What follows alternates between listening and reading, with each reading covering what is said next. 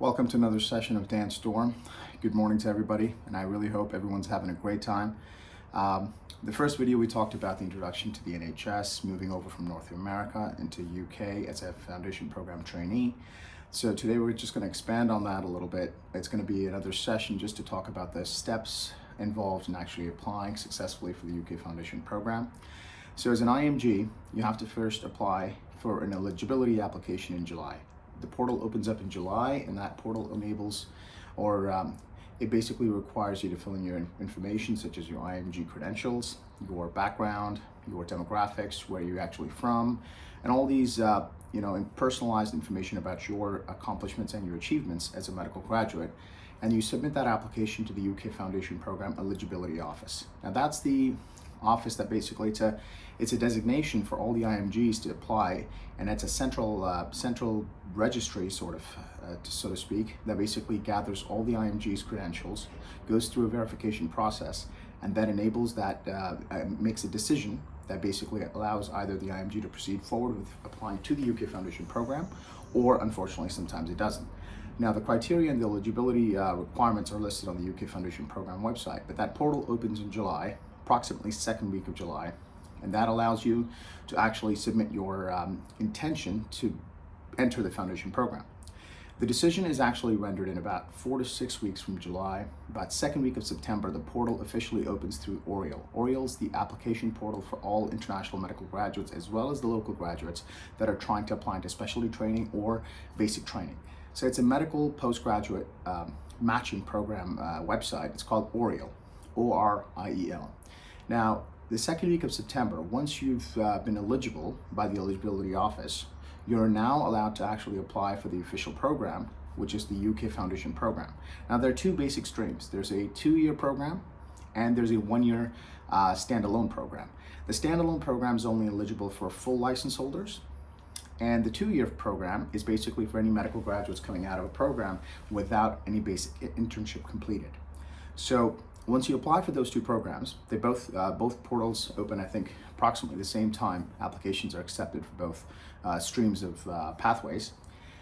That's when that's when these criterias actually begin to narrow down somewhat. That's when you have to basically start submitting information such as your transcripts. You basically have to start submitting information that's relevant to the pathway that you've chosen. So if you've chosen the 2-year stream, that means you don't have an internship complete.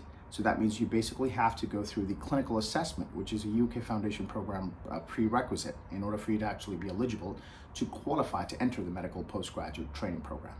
The clinical assessment is another OSCE-based assessment based on 14 stations. It's an OSCE-based exam.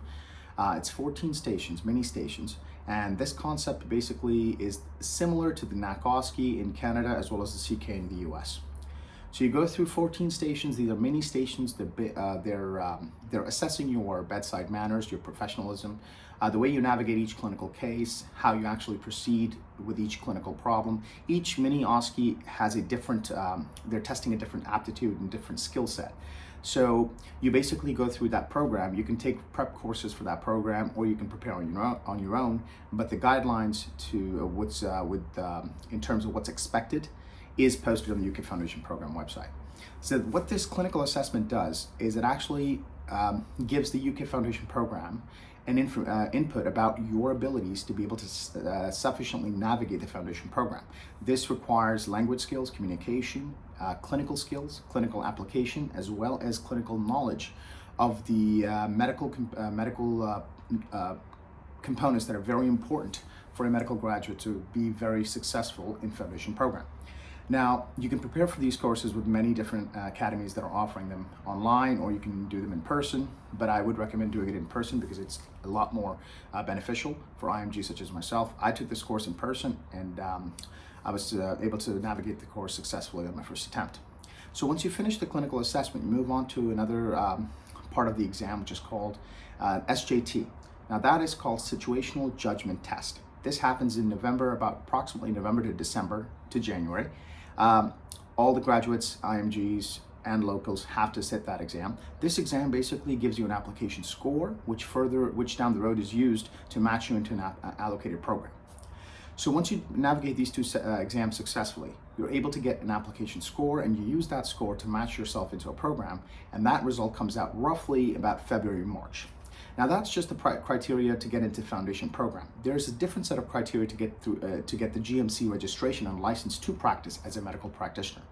That process is more tailored toward the PLAB 1 and PLAB 2, and there are other routes to get the GMC registration for IMGs, but I took the PLAB 1 and PLAB 2 route. The PLAB 1, once again, is it's a clinical knowledge exam. It's 200 questions. You've got about approximately three hours to do it, and the questions are basically tailored to the UK medical. Basically, the UK medical problems that they see in daily life in the NHS. But it's tailored very closely to the kind of health problems that a patient is expected to see in the NHS, as compared to other medical board exams. So it's tailored to the UK system. It's got the UK criteria and guidelines that they want you to be familiarized with. You can prepare for this exam as well using online academies. But once again, it's a very heavily focused and tailored to the UK medical system and the core health problems that are regularly faced in the UK. So once you navigate that exam, once you pass through that exam, you get the PLAB 1 and you've actually passed it. Then you can move on to PLAB 2. Now PLAB 2 is also another OSCE-based 14-station exam, and this is also in person, checking your bedside manners, your knowledge, your clinical skills, clinical aptitude, as well as your clinical ability to handle and solve problems. Now, as a foundation program trainee, we're expected to be able to work in a team-oriented manner with our superiors and our clinical supervisors, as well as our colleagues.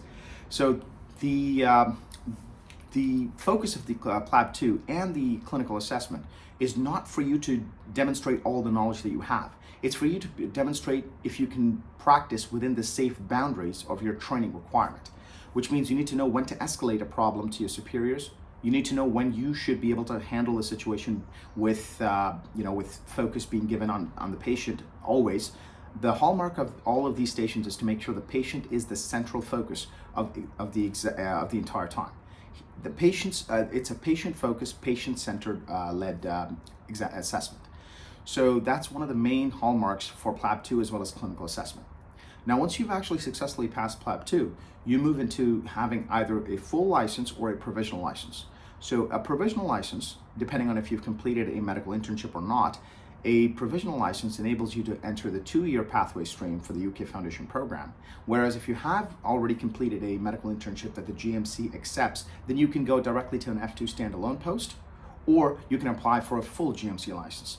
Now, a full GMC license is very beneficial because it allows you to be able to work as a locum, as well as it allows you some flexibility in which areas you'd like to practice in, or you'd like to actually start your career in.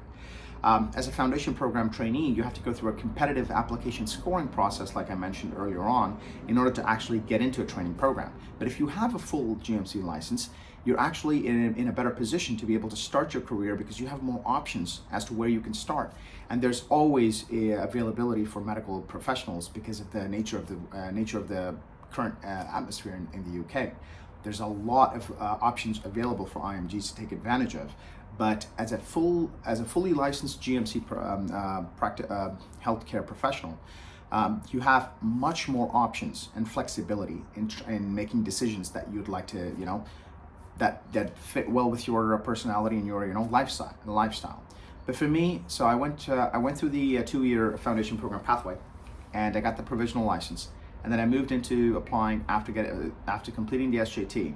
I had a competitive application score, and I was able to match into South Thames Foundation Deanery, which is ranked number 2 in the UK at the moment. My first choice was North London, but unfortunately, I'm still blessed and very lucky to have my number 2 option, and that placed me in the Kent, Surrey, Sussex Deanery, and that's basically the process through which you actually get into UK Foundation program.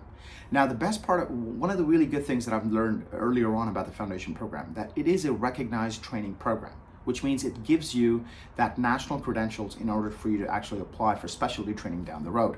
That's always going to be an option that medical professionals always think about, because once you finish basic training, you always have ideas, or you always want to think about, keep options open as to which specialty you'd like to focus yourself in terms of getting specialty training. I haven't really, sat down and discussed that yet, but I just wanted to make sure I give a background, overall, structure of how an IMG can approach the foundation program, how to actually, go about their application process, and the timelines. I can't stress this enough, but please pay very close attention to the timeline. July usually is the time where the eligibility office opens up the eligibility application portal, which enables all the IMGs to put in an application for eligibility. Without completing that eligibility application and being deemed successful, you're unable to actually apply for the foundation program. So the timelines are very critical to be to keep in mind when you're actually going through the application process. And in terms of further updates, stay tuned. I will be putting up another video soon, and it's going to be about the different steps and actually going into a little bit more detail into each step and how to actually prepare for that. So thank you very much for listening to me, and I hope you all have a wonderful day.